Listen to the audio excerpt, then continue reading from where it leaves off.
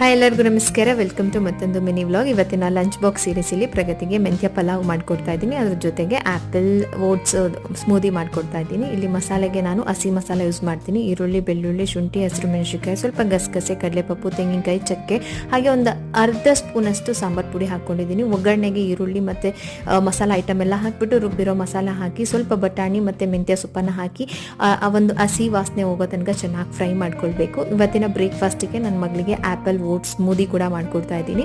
ಚೆನ್ನಾಗಿ ನೀರು ಕುದಿಬೇಕಾದ್ರೆ ಉಪ್ಪನ್ನು ಚೆಕ್ ಮಾಡಿ ಎಷ್ಟು ಬೇಕೋ ಅಷ್ಟು ಅಕ್ಕಿ ನೆನೆಸಿರೋ ಅಕ್ಕಿಯನ್ನು ಹಾಕಿದ್ರೆ ಪಲಾವ್ ರೆಡಿ ಆಗುತ್ತೆ. ಸ್ಮೂದಿಗೆ ಇಲ್ಲಿ ನಾನು ಸ್ವಲ್ಪ ಓಟ್ಸ್, ಆ್ಯಪಲ್, ಬನಾನಾ ಹಾಗೆ ಡೇಟ್ಸ್ ಹಾಕೊಂಡಿದ್ದೀನಿ ಸ್ವೀಟ್ಗೆ. ಅದ್ರ ಜೊತೆಗೆ ಹಾಲು ಹಾಕೊಂಡಿದ್ದೀನಿ. ಬೇಕಂತಂದರೆ ಜೇನುತುಪ್ಪ ಹಾಕೋಬೋದು. ಸ್ವೀಟ್ಗೆ ನ್ಯಾಚುರಲ್ ಆಗಿ ಇಷ್ಟೇ ಸಾಕಾಗುತ್ತೆ. ಬೆಳಗ್ಗೆ ಬೇಗ ಎದ್ದು ಸ್ಕೂಲ್ಗೆ ಹೋಗೋದ್ರಿಂದ ಪ್ರಗತಿಗೆ ಕೆಲವೊಮ್ಮೆ ಬ್ರೇಕ್ಫಾಸ್ಟ್ ತಿನ್ನೋದಕ್ಕಾಗೋದಿಲ್ಲ. ಸೊ ಹಾಗಾಗಿ ಹೆಲ್ದಿ ಸ್ಮೂದಿ ಇರ್ಬೋದು, ಡ್ರೈ ಫ್ರೂಟ್ಸ್ ಇರ್ಬೋದು, ಅಥವಾ ಮನೆಯಲ್ಲೇ ಮಾಡಿರುವಂತಹ ಡ್ರೈ ಫ್ರೂಟ್ಸ್ ಲಡ್ಡುಗಳನ್ನ ಕೂಡ ಟ್ರೈ ಮಾಡ್ತೀನಿ. ಸಿಗ್ತೀನಿ ನೆಕ್ಸ್ಟ್ ಲಂಚ್ ಬಾಕ್ಸ್.